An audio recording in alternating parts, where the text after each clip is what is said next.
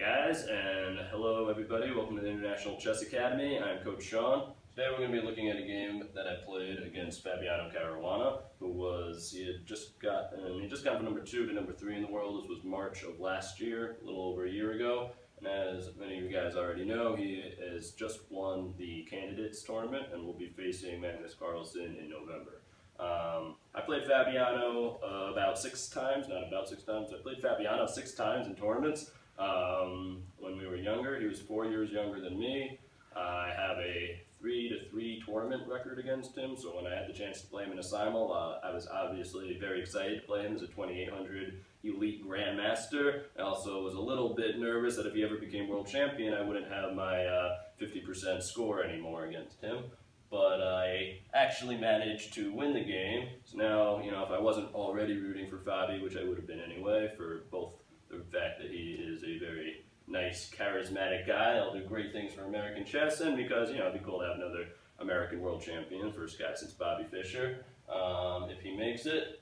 So we're going to look at this game, because I messed up early, something that I like to remind all my students who sometimes are a little bit too quick to resign, and even if they don't resign right away, because I probably wouldn't resign this game quite when I made the mistake.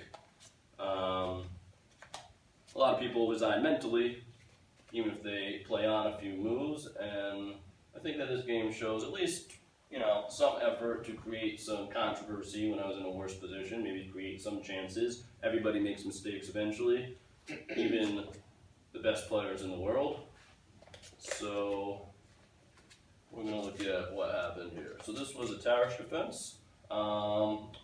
This was actually my first time playing d5 on move 1 in a long game. I was always a King's India defense player. I have since been studying a bit since March, but I hadn't been a very active player at that point, and I didn't want to go into a main sharp line with a lot of theory that I probably didn't really know. And to be quite honest, I wanted to just kind of get an even game and see what I could do against Fabiano and how long I could last. I was not really expecting necessarily to be an elite grandmaster, of course.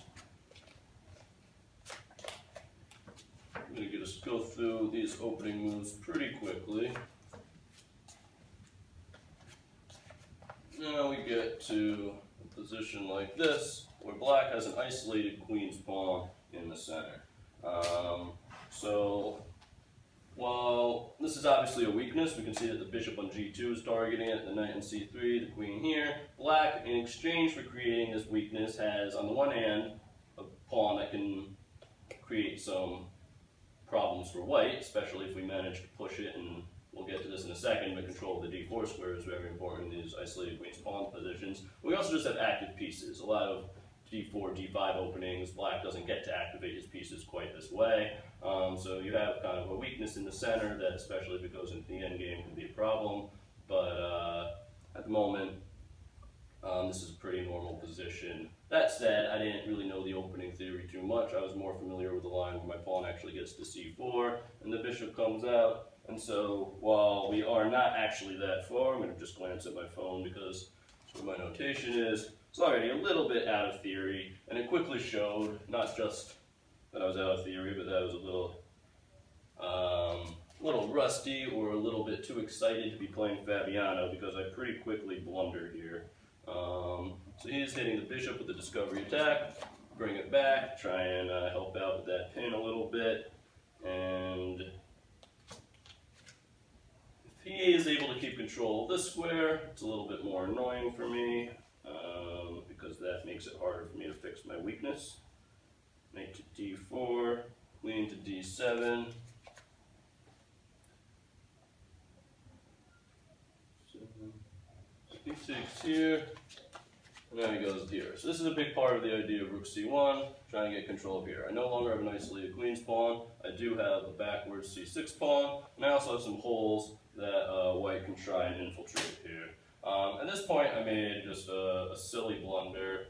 I was going to make a different move. Fabiano came to the board. Those of you who have played simuls before might know you're usually supposed to make your move as soon as the person comes, since it was not a time simul. So I kind of, at the last minute, I was thinking about doing something like bishop to h6. At first I thought that, well, what if he takes, queen takes back, and rook takes c6, and I thought, well, my knight could just go to g4, and then I'd be threatening checkmate. And so I just kind of, without really thinking, was just like, oh, never mind, I can do this, and I played it quickly. I felt a little silly afterwards. So maybe if you want to pause the video for a second, just to see what white should do to take care of the pawn, you might see it immediately. If any of you guys have a suggestion, how can we stop the knight from just getting to g4 with our queen on h3? Yes, Anton? Because the bishop can capture this. Yeah, the bishop can just capture the knight. So he took here first,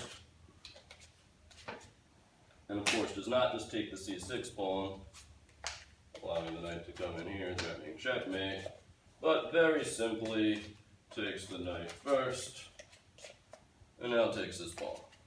So that, of course, was not a very hard tactic to see, but I played a little bit too quickly. Yes, Fabiano. So is this like residable because you're down a pawn and it's just over there? So it's definitely very close. I definitely in my head was feeling like, oh man, you know, it's only move what? It's only move 17 at this point, and I've already blundered a pawn. This pawn looks a lot weaker now, right? So I'm not expecting much. Even a grandmaster, you know, who would have a lot of respect for Fabiano in a regular game, I think would be, of course, would not make this mistake that I made, but would be fairly close to resigning. I think it would be early to resign right now. But if I'm not careful, you know, I think a lot of people, they do kind of give up in their head. They, even if they keep playing, they're just going through the motions. And so what I wanted to think about was, how can I make this as hard as possible? Quite honestly, and if I lost, it was a simul. I just didn't want to be the first one to lose, too. You know, that's maybe not the best motivation, but, you know, trying to fight back, create chances, and, you know, everybody messes up, even the best players in the world. So it would be early to resign right now. But if I'm not careful in the next few moves, you know, I think we could get there pretty quickly. So I need to keep fighting here. So I played rook a to b8, thinking that if we traded this pawn for this pawn, maybe that's a good trade for me. 4 on 3 here, maybe could eventually be George. Maybe my bishop will be better than the knight, but maybe this would be worth a trade of a bishop for a knight if I got rid of this weakness. He could have taken, he didn't do that. He played pawn to b3, and now I played d4. So while I am down a pawn, I was happy that I at least got my pawn into d4. This, you know, he doesn't have a dark squared bishop. This is a little bit harder to dislodge. It makes it harder to move the e pawn up. This ended up being pretty critical that my, you know, pawn was there and that it didn't get traded. So it's good that that happened that way. But you know, this bishop's hard to trade for. If we don't trade for that bishop, it's a good defensive piece. So as we're going through this, I want you guys to be thinking about what you would be doing as white, and also as black. How can you try and create some chances to make it more likely that somebody, even somebody as good as Fabiano, might have an opportunity to blunder? Because we got to give sometimes people an opportunity to make a mistake, and we all make mistakes. We got to catch it when people do. So right now, you know, we're just trying to create targets, see what can happen. But at the moment, we don't have too much yet. So here, even though, of course, I did not think that Fabiano was going to blunder checkmate, I played rook to e5, thinking, 1, we're just creating a very simple threat here, 2, threatening to double up the rooks and hit this e2 pawn. He plays, move that certainly makes sense, rook to c5.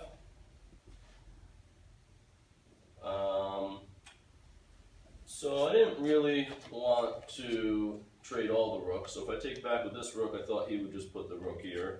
So I took back with the bishop, even though what I really want to do was to bring my rook over. That didn't seem possible right yet. So he plays rook to c5. And now I tried what might not be the objectively best move. The computer did not think it was the best move when I put it in later. But I thought it made sense from a practical perspective. We're eyeing this h2 pawn here. We got the bishop and the queen hitting it, so he's not going to be able to take. We might be able to take. It might not be anything immediately. We might eventually get our pawn to h3. There's no bishop here, so white has some holes. It's not going to win in a couple moves. We don't have a mating attack. Yes? But if you push the pawn, aren't you opening up your king? I definitely am opening up my king, and that's probably one of the reasons why the computer can dismiss a move like this and say it's not going to win, so why create this weakness, right? But the truth is, if I don't do anything active, if I don't take some risks, I'm going to lose this game. I'm playing a much stronger player than me in a worse position. So even if something is a difference between if a computer says it's, oh, you're -2 here. So at this point it's saying I'm -2.5 about when I was only about -2 pawns before, right? So that means I'm down the pawn, but I'm down more than the pawn, right? White has a much better position. So the difference between a couple tenths of a pawn is not as big as the practical chances of him messing up. Because if he doesn't mess up, 2 pawns or 2.5 pawns, it's not going to matter. I'm going to lose anyway. So he plays knight to e4. I keep pushing because I feel committed to my plan. He plays knight g5, attacking my queen, threatening to bring his queen in.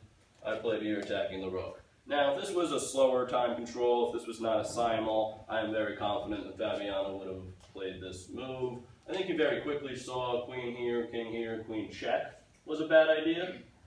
If we do this, the king just comes up, we're attacking the rook, we're attacking the queen, and he would lose a piece. I think that maybe Fabiano thought he's just in such a better position, it doesn't really matter too much, might as well just be safe, don't bother calculating. The check definitely made sense, just not the follow-up check. You know, check and then maybe bring the rook back, and you know, I was hoping that he would not do that, so I was happy to see rook c2, and then I played g6. And while this creates some more weaknesses, I've got a dark square bishop, so that seems pretty okay. So we got, the knight comes back to f3. I definitely don't want to trade right now. I move back. Fabiano attacks the d4 pawn. Now I push here, and again, there's no mate in 2 or mate in 3 coming up, but we can imagine that this ties the knight down in certain positions. This gives him a chance to maybe get in a little trouble. And he decides that it's enough reason to maybe march his king away and avoid some of this. Seeing that it looked like he was going to the queen side, I brought my queen over here. It keeps going.